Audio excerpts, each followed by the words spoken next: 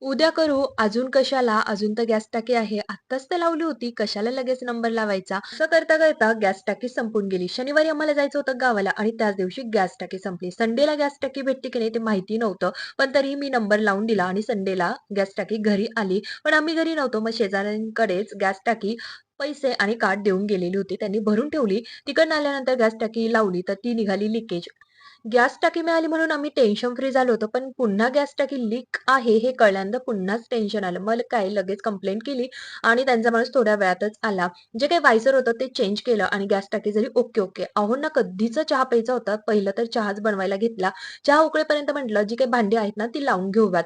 आता मुलांच्या आरोग्याच्या दृष्टीने जर टिफिन निवडायचा म्हटला तर तो स्टीलचाच निवडायचा. जर तुम्ही तुमच्या मुलांना प्लास्टिकचा टिफिन देत असाल तर बघा सकाळी-सकाळी खूप सारी घाई असते आणि गरमागरम जेवण बनलं की तसंच आपण टिफिनमध्ये भरून देतो. त्यामुळे त्या प्लास्टिकच्या टिफिनमधनं जे काही केमिकल्स असतात ना, तर ते बाहेर येऊ शकतात आणि जे आपल्या मुलांच्या आरोग्याच्या दृष्टीने खरंच हानिकारक आहे.